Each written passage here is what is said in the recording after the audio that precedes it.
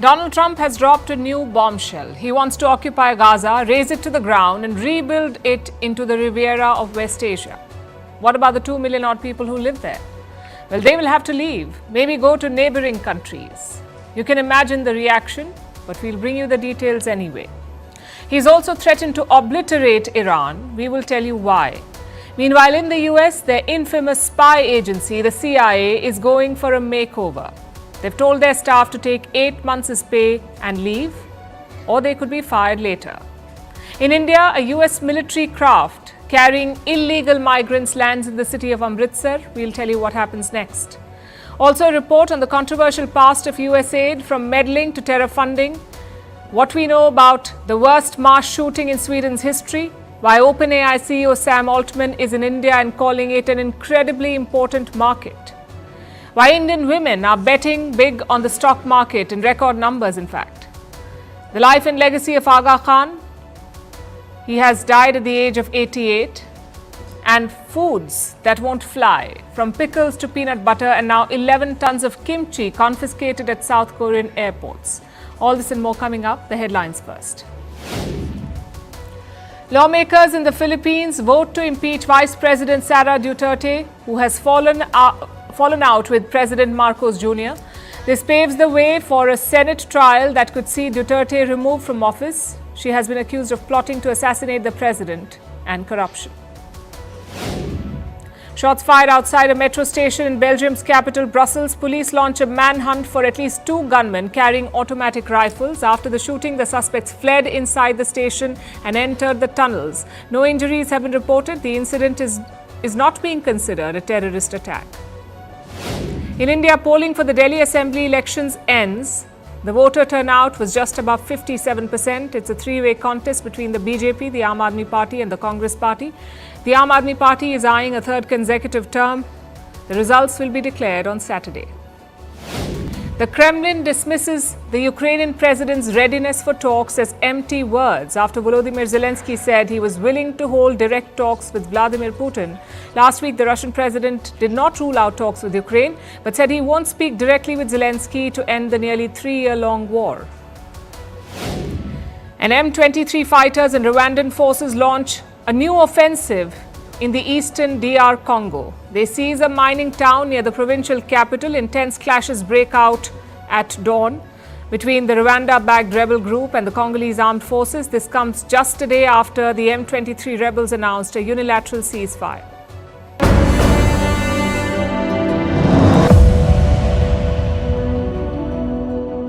Ladies and gentlemen, the President of the United States. The U.S. will take over the Gaza Strip, and we will do a job with it, too.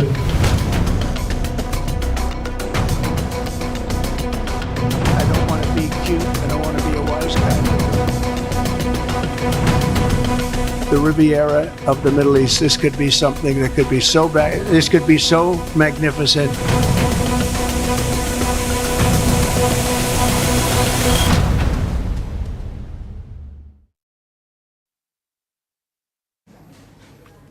You can put a real estate mogul in the White House, but you cannot take real estate out of him.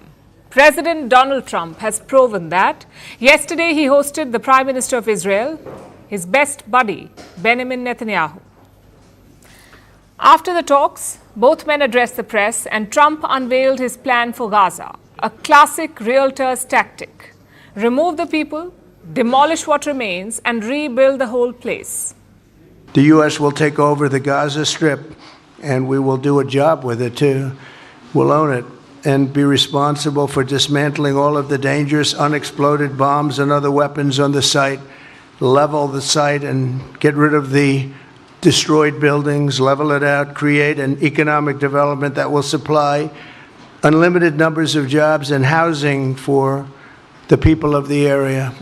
Do a real job, do something different. This is unprecedented stuff. Trump wants the U.S. to take over the Gaza Strip. He wants to raze all the buildings, dismantle the explosives, and create new housing societies. There are 2 obvious problems with the plan. One, Gaza is Palestinian land. It does not belong to the United States or Donald Trump. And two, Gaza is not empty either. 2 million Palestinians live in Gaza. What will happen to them? President Trump seems least bothered about that. He suggested that neighboring Arab countries will host them, countries like Jordan and Egypt. I know this sounds absurd and imperialist already, but it gets worse. Trump gave a long explanation for why this plan is necessary. Not strategic convenience, not humanitarian concerns. Trump says Gaza is unlucky.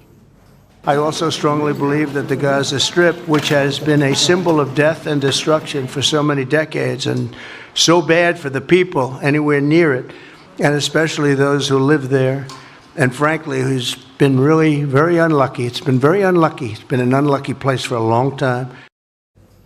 That's the realtor speaking again. But do not worry. Gaza is only unlucky for Palestinians. For everybody else, it's perfect beachfront property. That's what Trump is pitching here.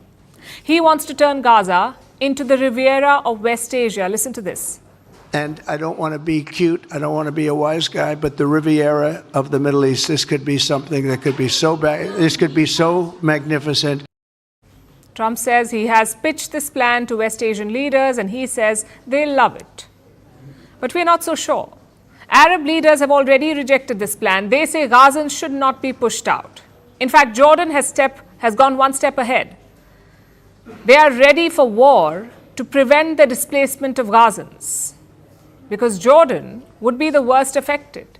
Around 3 million Palestinians already live in Jordan. The kingdom cannot host more. So the Arab position is pretty clear. Don't even think about it.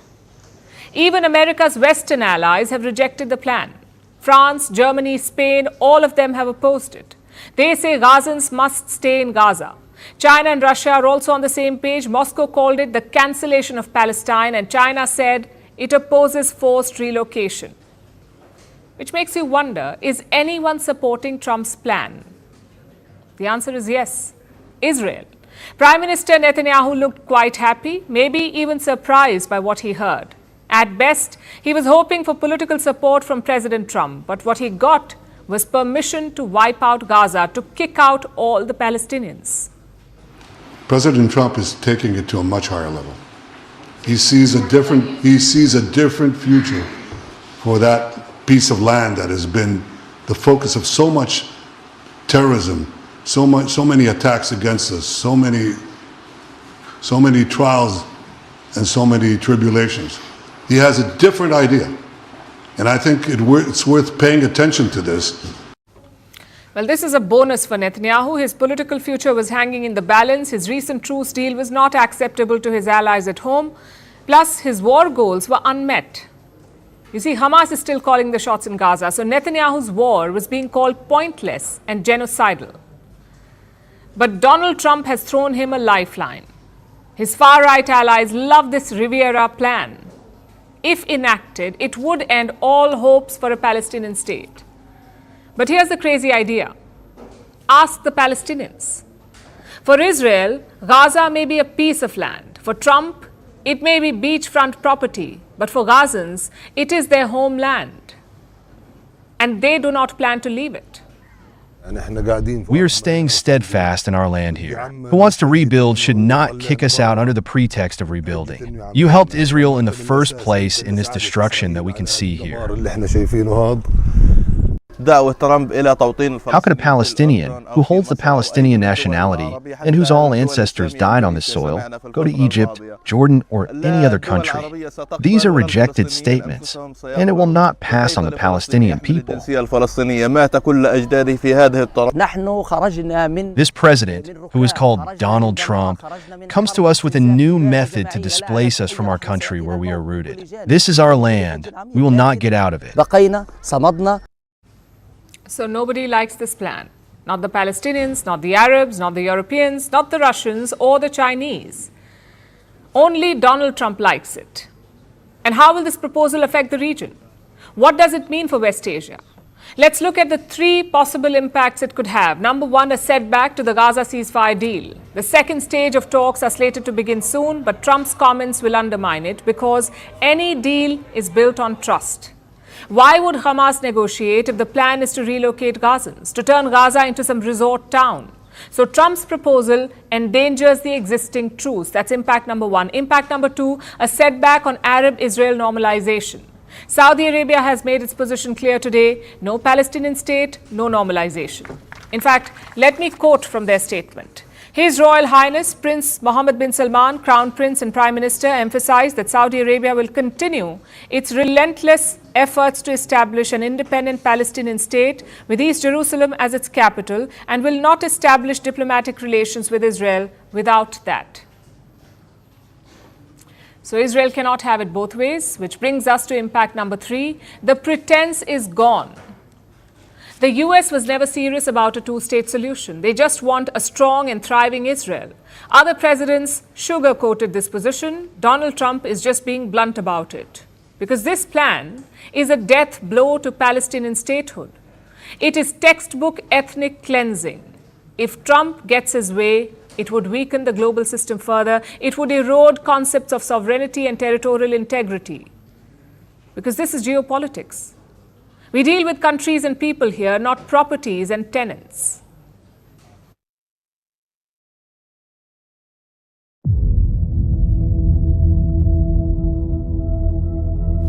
Restore a maximum pressure policy on the Iranian regime. They cannot have a nuclear weapon. It's very simple.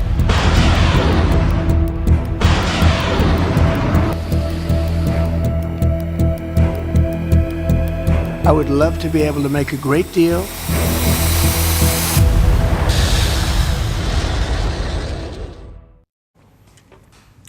US President Donald Trump wasn't done with just Gaza. He made another move in West Asia, this time against Iran.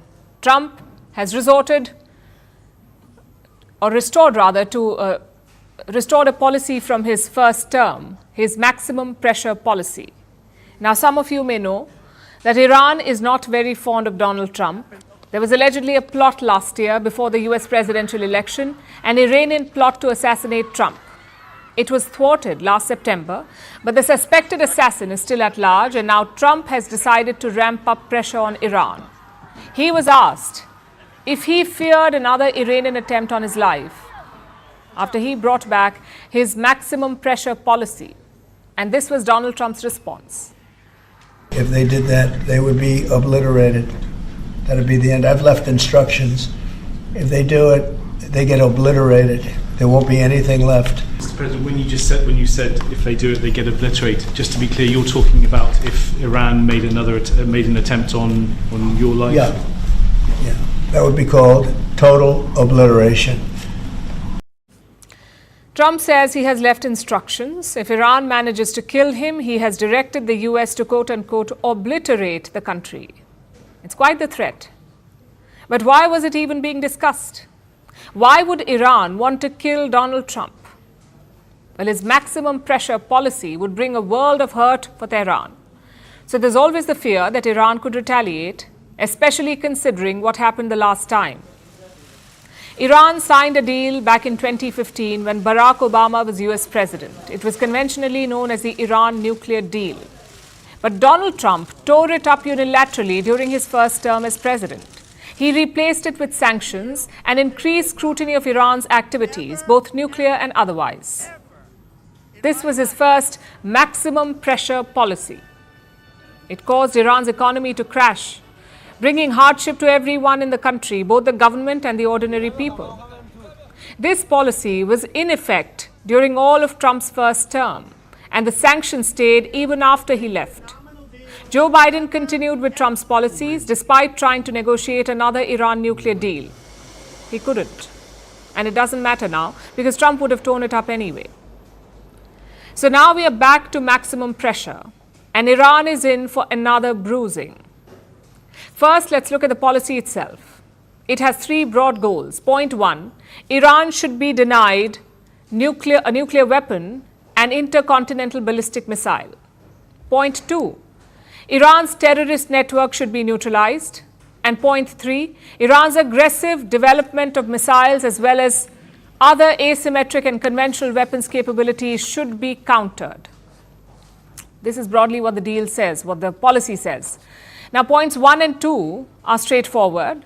Iran cannot be allowed to build a nuclear weapon or an ICBM, which is an intercontinental ballistic missile, a missile that can travel over 5,000 kilometers. Officially, Iran does not have these ICBMs. It has a number of short and medium-range missiles, but no ICBMs, and Trump wants to make sure that they cannot build one. He also wants to go after Iran's proxies, Hamas, Hezbollah and the Houthis, and the Iran-backed militias in Iraq and Syria. The US wants to neutralize all of them. And then we have the last point. Iran's aggressive development of missiles, as well as other asymmetric and conventional weapons capabilities, should be countered. What does that even mean? Effectively, the US wants Iran to disarm itself completely. No more weapons, no more military activities. They want Iran to become a sitting duck. Do you really think Iran would ever agree to this? Would any sovereign nation? Best case scenario, they will shelve their nuclear ambitions. And Trump understands this because that is all that he seemed to care. They cannot have a nuclear weapon. With me, it's very simple. Iran cannot have a nuclear weapon. We don't want to be tough on Iran. We don't want to be tough on anybody, but they just can't have a nuclear weapon. The second part of that statement was quite interesting. Trump said he does not want to be, quote unquote, tough on Iran. Iran situation, hopefully, I'm going to sign it, but hopefully we're not going to have to use it very much.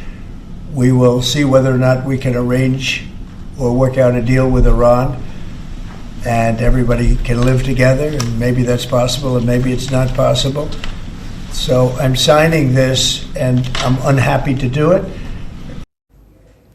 That was before he signed the order. But even afterwards, while he was standing next to Israel's Benjamin Netanyahu, Trump said this. I say this, and I say this to Iran, who's listening very intently. I would love to be able to make a great deal, a deal where you can get on with your lives and you'll do wonderfully. You'll do wonderfully. Incredible people, industrious, beautiful, just an unbelievable group of people in Iran. Netanyahu was right next to him as Trump called Iranians incredible people. Perhaps that is what prompted Netanyahu to remind Trump about this. We also see eye to eye on Iran. That's the same Iran that tried to kill us both. They tried to kill you, Mr. President. They tried through their proxies to kill me. We're both committed to rolling back Iran's aggression in the region and ensuring that Iran never develops a nuclear weapon. Netanyahu was talking about the alleged Iranian plot to assassinate Trump, almost reminding him that Iran was his enemy. And how is Tehran dealing with all of this? Listen to what their foreign minister had to say. I think maximum pressure is a failed experience, and testing it again will lead to another failure. If the main issue is stopping Iran from pursuing nuclear weapons, well, this is something achievable. This is not too difficult. Iran is a committed member of the NPT, and its stances are clear. Also, there is a fatwa by the Supreme Leader that has made things clear for us. He said the maximum pressure policy failed in the past and it will fail again. However, he did seem to offer an olive branch, saying if the main issue was to stop Iran from getting nukes, it was achievable, and that Iran's Supreme Leader Ayatollah Ali Khamenei has issued a fatwa against nukes. So it would not be too difficult to reassure Trump, to convince him that nukes were off the table. Now, all of this should be taken with a fistful of salt, because Iran is still enriching uranium and trying to produce weapons-grade nuclear fuel. If push comes to shove, Iran may choose to build nukes, because if nothing else, they would be a massive deterrent. But all that is in the realm of speculation for now. The fact is, Trump has reimposed his maximum pressure policy. His expectations are sky high. But if Iran actually stops its nuclear program, will the US back off? Or are nuclear weapons just an excuse to continue crippling Iran? We will see in the coming months. Our next story is about the CIA, the Central Intelligence Agency, America's most secretive spy agency. The CIA has been a paradox, hidden in plain sight, operating where it shouldn't. For decades, it has shaped global conflicts, it has toppled governments and brokered peace, all without so much as a press release. But now the CIA is making headlines. Why? Because Donald Trump is giving it a makeover. The agency has sent buyout offers to its entire workforce. All employees working in the CIA, they have two choices: take the deal and leave the agency behind. They would walk away with 8 months of pay and benefits, or they can stay put and wait for layoffs. It's a tough choice for anyone, even tougher for America's top spies. How many people will this affect? The exact number of people working in the CIA is classified. However, estimates suggest around 20,000 to 22,000 employees. Now, this offer is not a new one. US federal employees received a similar one last week. Trump wants to downsize the US government. The plan is to cut down federal spending. But intelligence agencies were initially spared. After all, their work does not fit the typical bureaucratic mold. But the new CIA director thinks different. His name is John Ratcliffe. Ratcliffe wants the CIA in on this plan.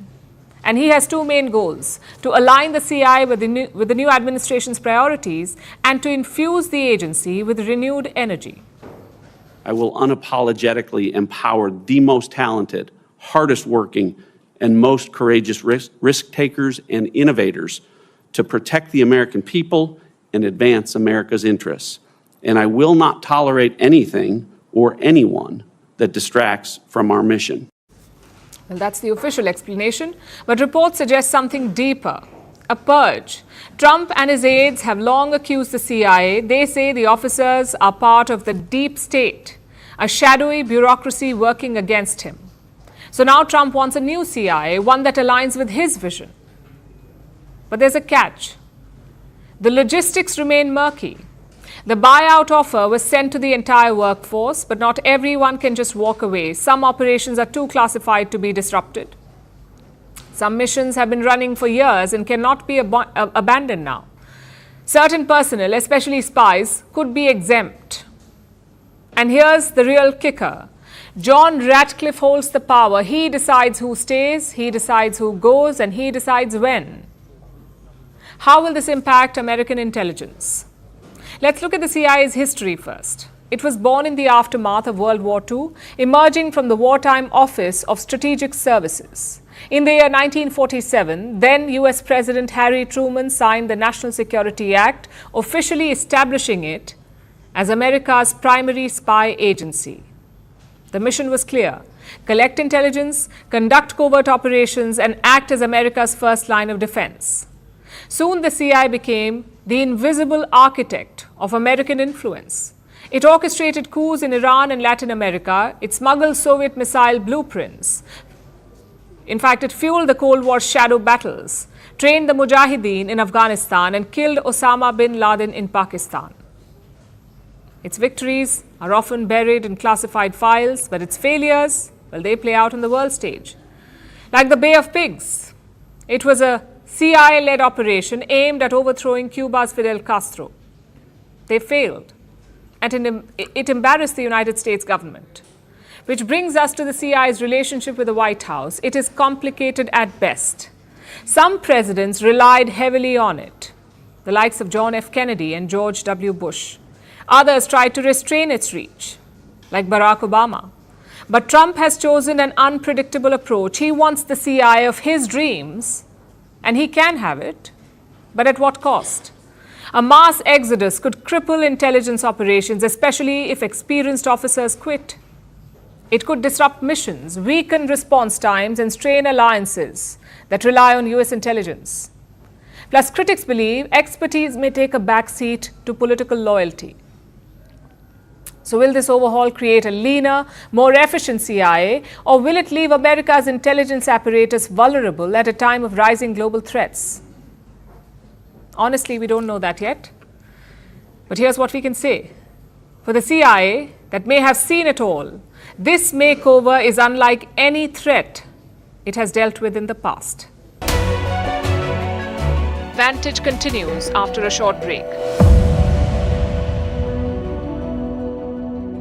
Pallavi Ghosh, Arunima, Aman also with us. Aman is joining us from the newsroom in a bit. But first, Pallavi and Arunima, you put in the hard yards. Did you find the time to go and cast your ballot also?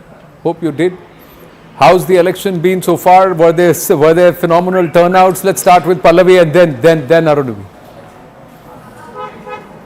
No, I didn't have to cast my vote because I'm a Noida voter like you. Okay. But I'm standing here right outside Sheila Dixit's residence. And you know, it's important because this is the legacy which is being whipped up by Sandeep Dixit.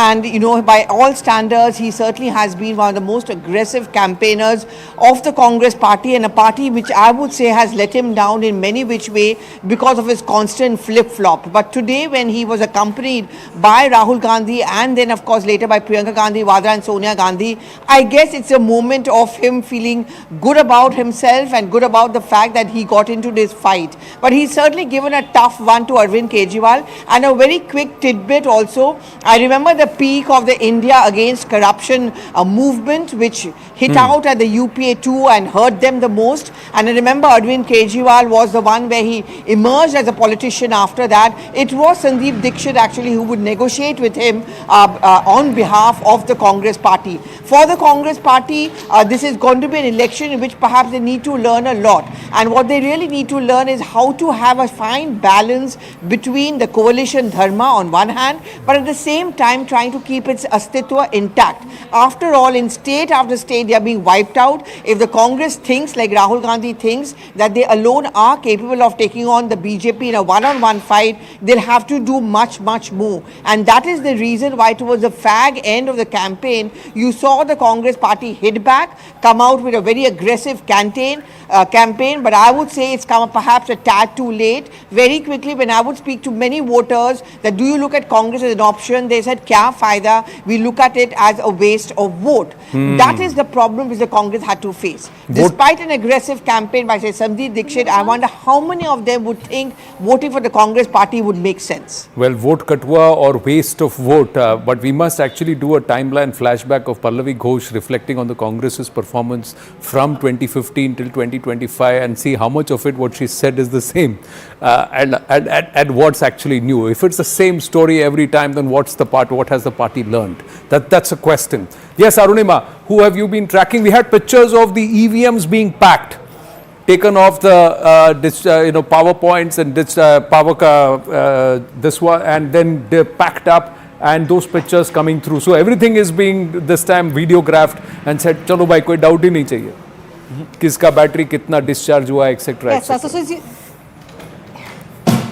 since you asked if we have voted, here's reporting that one of those 57% in Delhi who have gone and done their duty, in spite of the running around that we had to do all across the length and breadth of Delhi. Here at the booth that I am, yes, the last voter, she actually reached a few seconds after 6 o'clock, tried very hard to get in, but now it's time for the electoral staff to wrap up and leave, and that's exactly what is happening. This is the Jangpura constituency. I am reporting from one of those constituencies which hasn't really thrown up encouraging figures. In fact, if you see between Jangpura, where Sisodia is standing, New Delhi, where Arvind Kejriwal is contesting, and Kalkaji, where Atishi is contesting, the lowest three numbers for Delhi has come from these three constituencies.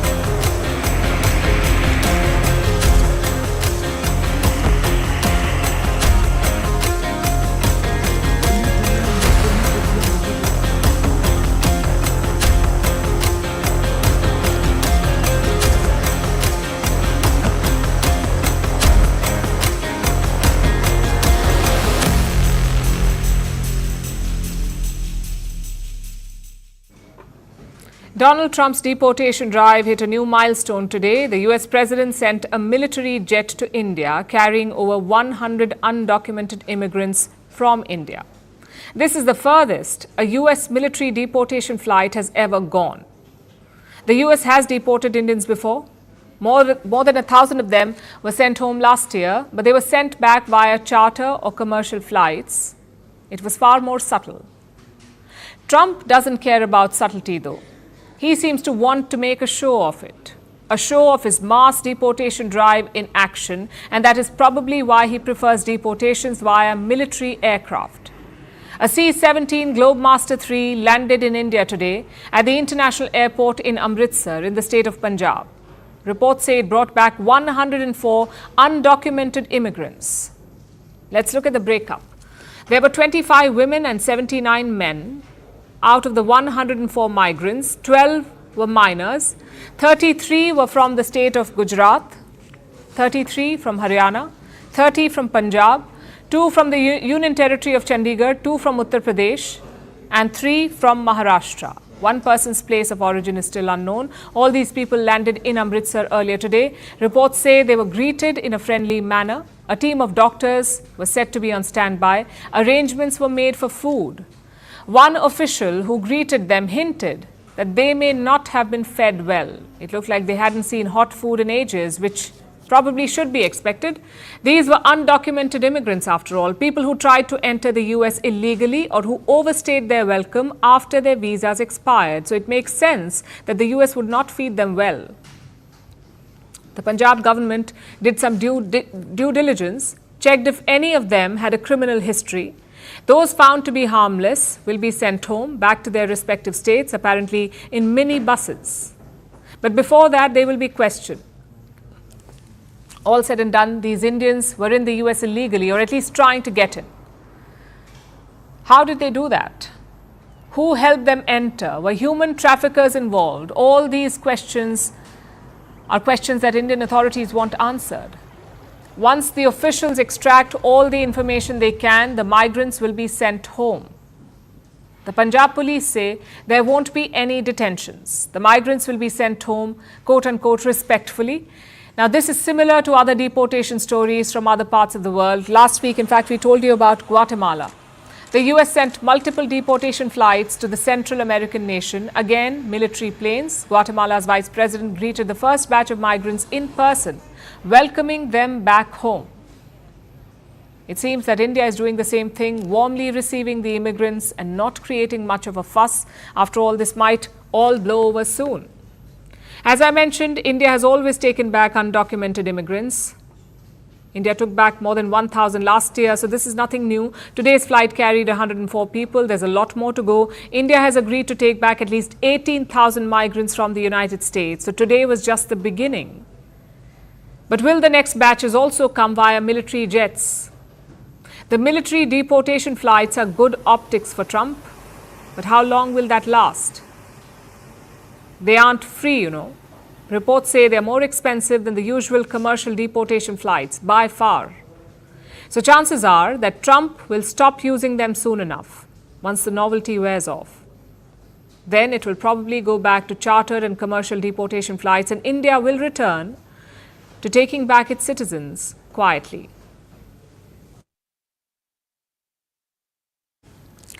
Illegal migration is Trump's enemy number one, but if you go down that list, you will find an unlikely name, USAID, the American government's charity arm. It's the biggest donor in the world.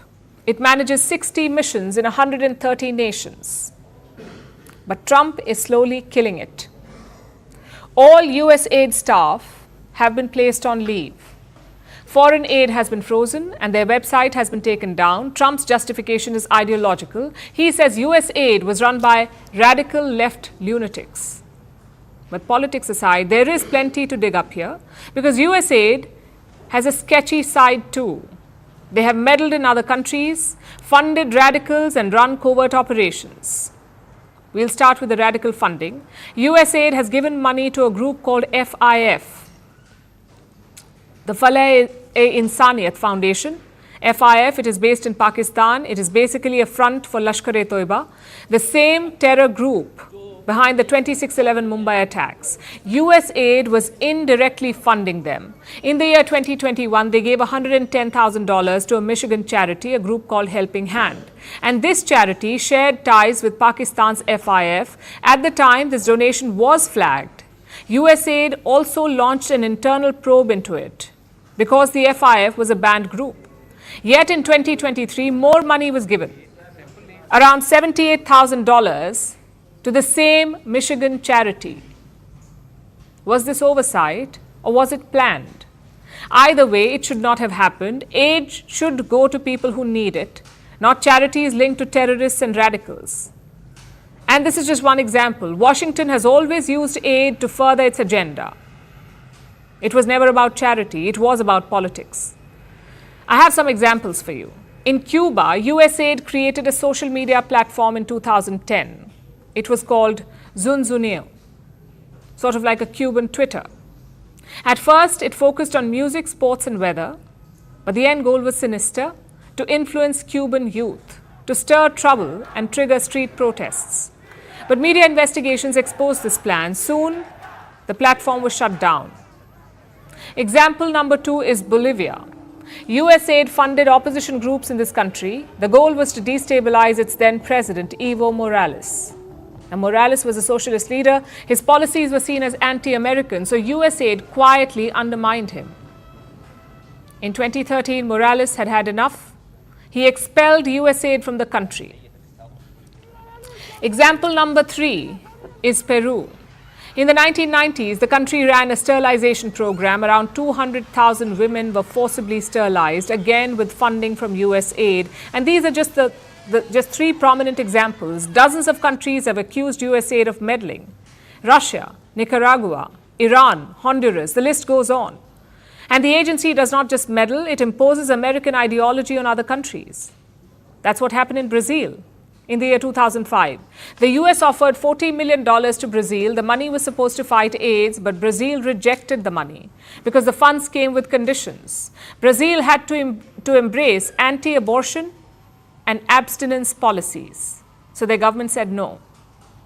At that time, the US president was George Bush. More recently, Joe Biden tried the same thing. He funded all sorts of diversity policies abroad. These are some of the insane priorities that organization has been spending money on. $1.5 million to advance DEI in Serbia's workplaces, $70,000 for a production of a DEI musical in Ireland, $47,000 for a transgender opera in Colombia, $32,000 for a transgender comic book in Peru. I don't know about you, but as an American taxpayer, I don't want my dollars going towards this crap, and I know the American people don't either, and that's exactly what Elon Musk has been tasked by President Trump to do. Aid is a big tool of foreign policy. It may look like a large-hearted campaign, but it comes with strings attached. Just ask India. In 1965, USAID gave a loan to India. The plan was to set up a fertilizer plant in Chennai, but the loan came with conditions. Only a US company would handle the distribution and no other fertilizer plant would be built nearby. Such aid based on conditions was the norm back then. India finally started rejecting them in 2004. Still, USAID runs multiple campaigns here. In 2024, they donated around $141 million to India, which is slightly lower than the previous year when it was $153 million.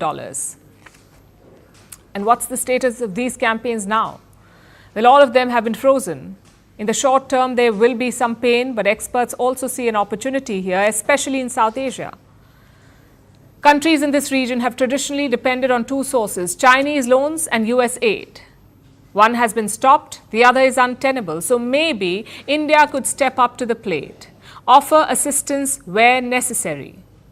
Of course, the rules of charity apply to India as well. You can keep your interests in mind, but you cannot undermine others.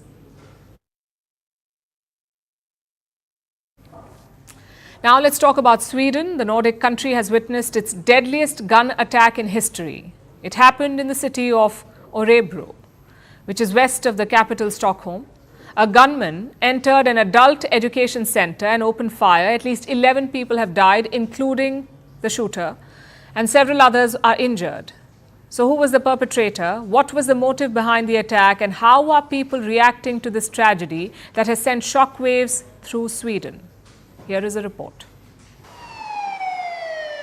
Sweden is in shock. Authorities are still searching for answers after a deadly shooting attack unfolded on Tuesday. At least 11 people were killed and at least 6 were wounded in what the government has called the worst mass shooting in the country's history. It is difficult to take in the magnitude of what has happened today, the darkness that is now falling over Sweden tonight. Today we have seen a brutal, deadly violence against completely innocent people. This is the worst mass shooting in Swedish history. It happened at an adult education center in the city of Örebro, home to about 100,000 people, 200 kilometers west of the capital, Stockholm. Gunfire erupted around noon local time. The school offers classes to about 2,000 adults, many of whom are immigrants seeking qualifications to help them find jobs in the Nordic country. Some students were in class, while others were having lunch when the gunman began firing. Students cowered under their desks. Authorities soon responded. Police cars arrived. Armed officers swarmed the campus. Nearby schools were put on lockdown. When the officers reached, the suspected gunman was already dead, after having claimed 10 other victims. When the police arrived, there was gunfire. The perception was also that they got fired upon initially. When the search was then carried out inside the premises, the perpetrator was found dead. The police are still in the process of identifying the victims, and they have opened an investigation. They are looking into murder, arson, and an aggravated weapons offense, but they claim this was a one-man operation. So who was the perpetrator? The details are not clear yet. But according to reports, it was a 35-year-old unemployed recluse. The police say there were no prior warning signs. The perpetrator was not previously known to the police. And there is strong evidence that the gunman shot himself. Though it's not clear what the suspect's exact motives were behind the attack. Swedish media reports are rife with rumors about ideological motives to attack a school educating immigrants, but the police have dismissed such talk. Another bit that is important and that everyone can take responsibility for is to only spread confirmed information. Rumors and speculation are something that only creates more anxiety in an already anxious time. It's an anxious time for Sweden indeed. The country has high living standards. It was long known for low crime rates, but now it has one of the highest per capita rates of gun violence in the European Union. Even so, mass gun attacks or school attacks are rare in the country. And today, as people woke up to sheer shock and pain, the country is grieving victims of its deadliest gun attack. Candles and flowers have been placed near the school where the incident took place. Flags are flying at half-mast in Örebro, as well as the Parliament and the Royal Palace in Stockholm. The Prime Minister met with the Justice Minister and the police authority.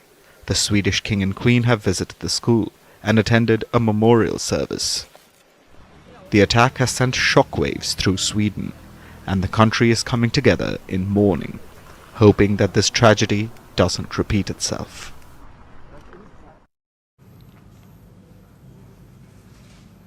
"2024 gave us the Eras Tour.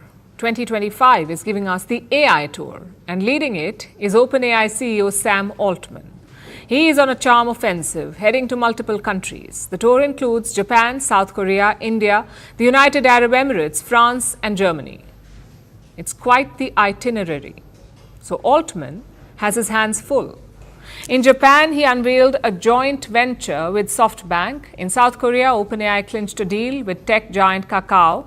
And now Sam Altman is in India. He met IT Minister Ashwini Vaishnav. He spoke about India's AI potential and how it is an incredible market for artificial intelligence. India is an incredibly important market for AI in general, for OpenAI in particular. It's our second biggest market tripled users here in the last year, but mostly seeing what people in India are building with AI at all levels of the stack, chips, models, all of the incredible applications. So I think India should be doing everything. I think India should be one of the leaders of the AI revolution. It's really quite amazing to see what the country has done and embraced the technology and building, again, the entire stack of things on top of it. All good things to say, but it's quite the shift for Sam Altman. He last visited India in 2023. Then he was asked about India's chances of building an AI model, of making one at a lower cost with a smaller team. Back then, Sam Altman called it a hopeless pursuit, something that India could not achieve. But here he is now saying those comments were taken out of context and that India has immense potential. So what explains this pivot? Why exactly is Sam Altman in India? There are three reasons for this visit. Number one is India's market size. The US is ChatGPT's biggest market. Guess which is the second largest? It's India. OpenAI has tripled its users here in 2024. So this is a huge market for the company, which means more investment opportunities. That's the first reason. The second reason is a copyright lawsuit. It is by India's top news agencies against OpenAI. The lawsuit accuses OpenAI of improperly using copyrighted content, like scraping material from news websites and then reproducing it. OpenAI wants to block this lawsuit. It cited US routes to dodge Indian courts, but lawyers believe the case can be heard here. So Sam Altman is likely to address this issue before OpenAI gets more bad press.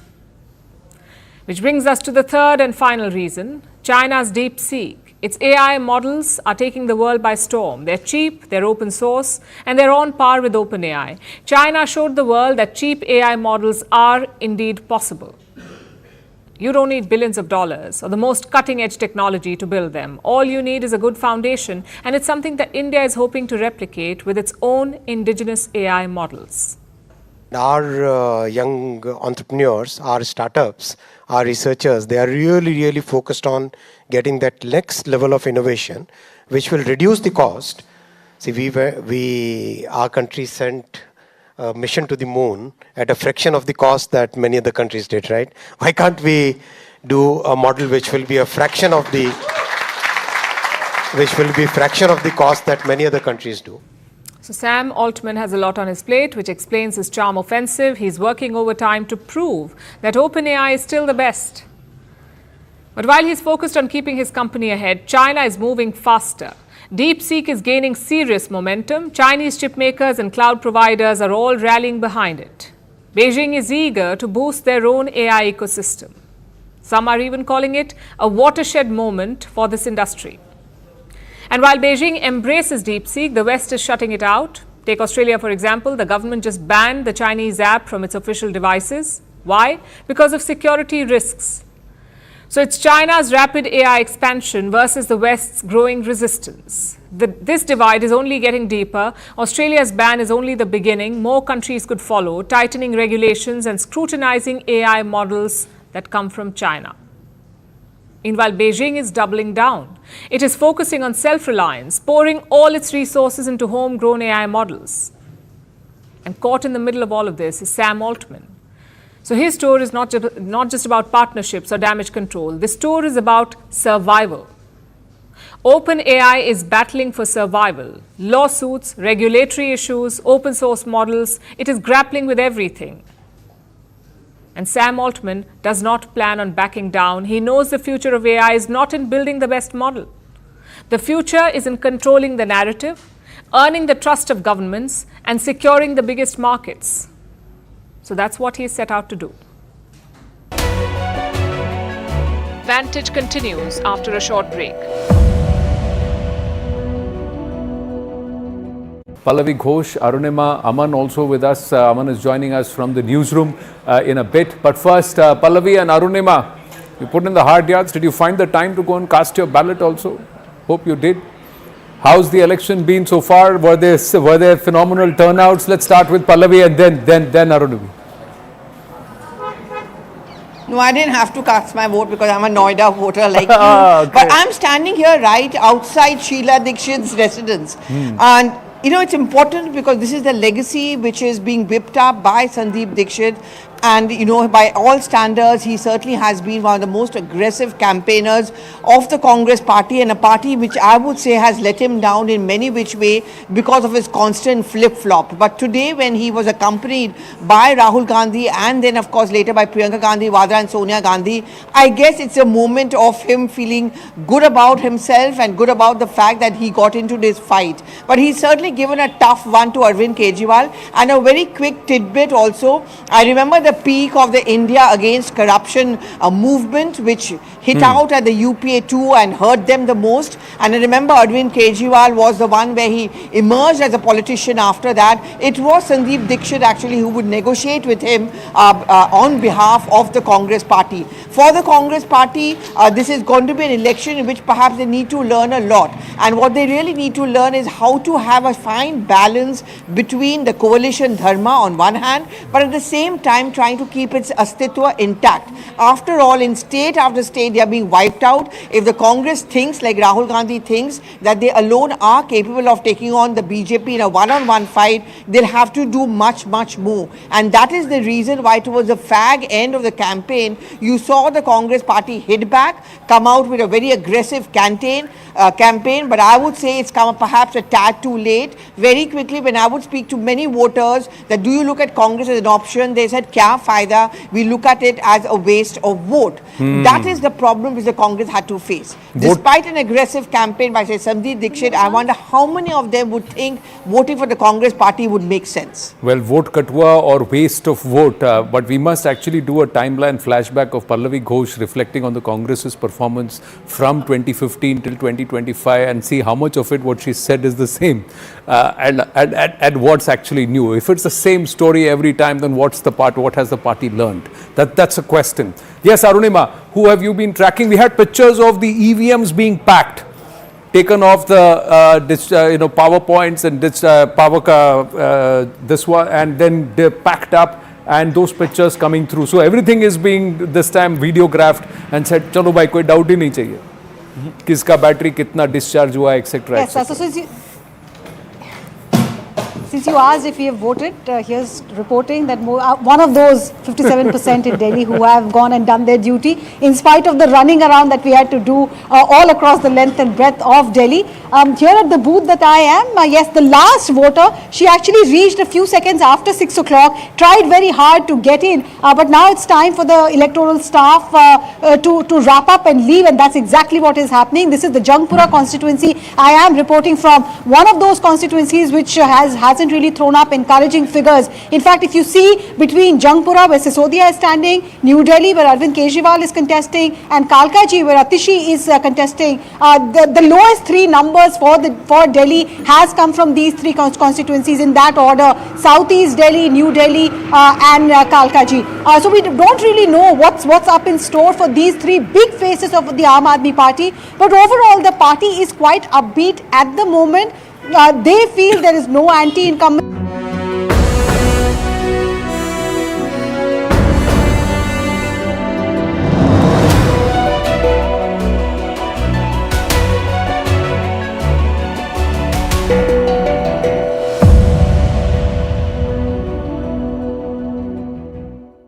And now it's time for Vantage Shots, images that tell the story. Indian Prime Minister Narendra Modi takes a holy dip, offering prayers at the Mahakumbh. A new wave of anti-corruption protests spread across Serbia. And move over Super Bowl. The Puppy Bowl is here. 142 rescue puppies take part in the cutest competition of the year. Finally, we're taking you back in history. On this day in 1907, the world's first synthetic plastic was invented. It was called Bakelite. This ushered the age of plastic. It was used to make everything from jewelry to washing machines. We're leaving you on that note. Thank you for watching. We will see you tomorrow.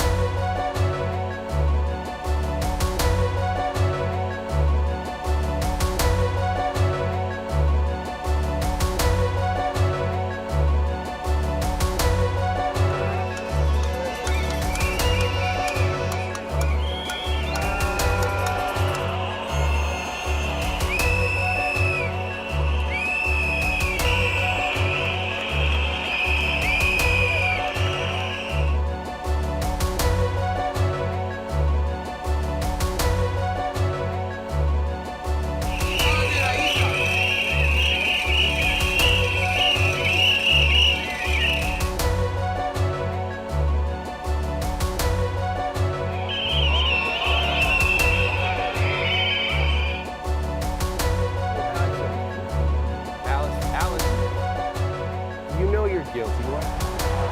Check out the rough end zone. Plus, Clark Kent has a hold of Lex Woofer's collar.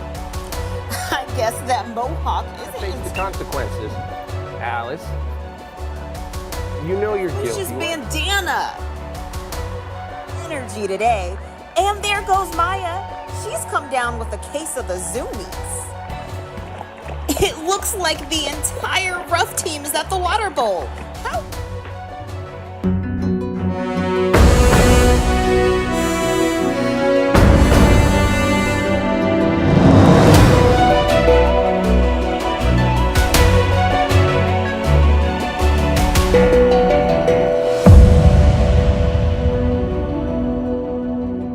Pallavi Ghosh, Arunima, Aman also with us. Aman is joining us from the newsroom in a bit. But first, Pallavi and Arunima, you put in the hard yards. Did you find the time to go and cast your ballot also? Hope you did. How's the election been so far? Were there phenomenal turnouts? Let's start with Pallavi and then Arunima.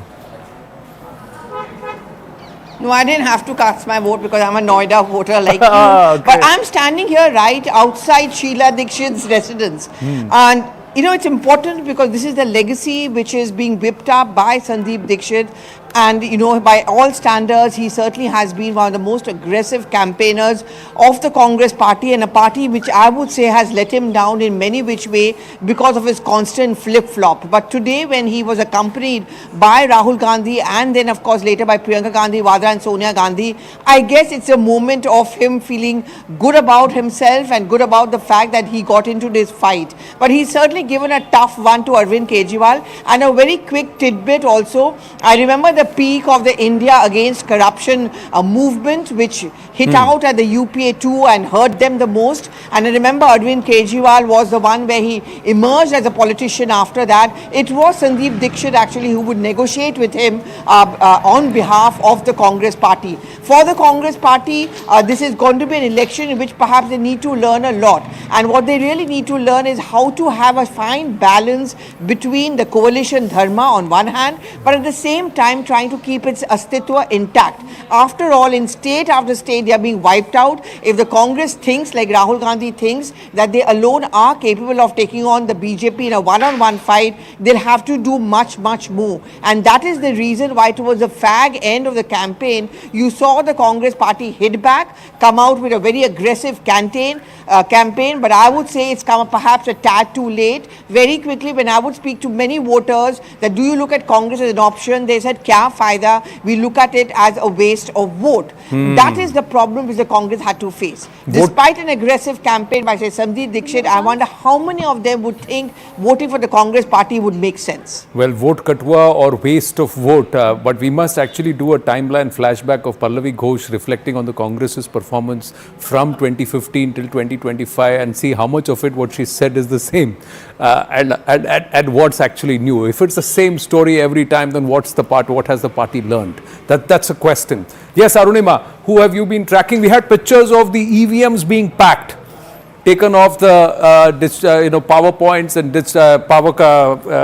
this one, and then they're packed up, and those pictures coming through. So everything is being this time videographed and said, chalo bhai, koi doubt hi nahi chahiye. Kiska battery kitna discharge hua, etc. Yes, so since you asked if we have voted, here's reporting that one of those 57% in Delhi.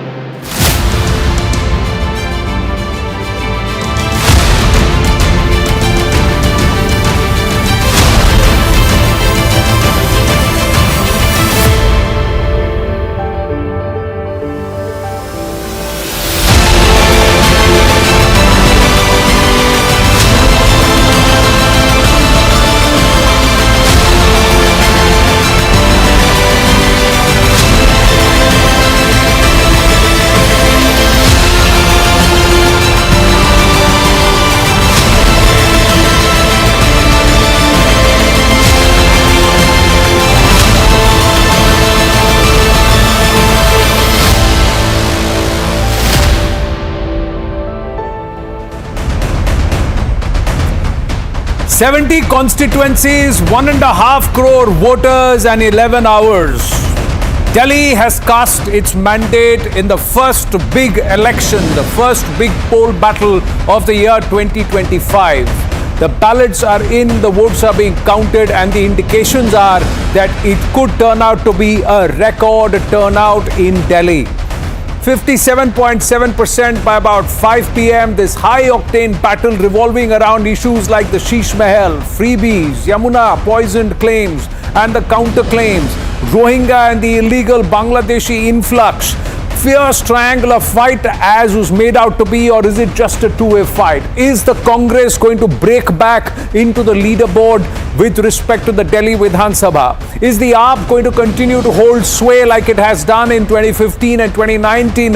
Or will the BJP break a 27-year jinx? It's all now locked in the EVMs. Result day, Saturday, the 8th of February, and you have to be where you are right now, here on CNN News 18. But this broadcast is the poll of polls. Our guests are joining us, seating themselves one by one. But Rahul Shivshankar and Gazaka Jacob already in the studio. Smita Prakash, Nalin Mehta will be joining us. But first, let's just signpost some key important aspects that we need to watch out for.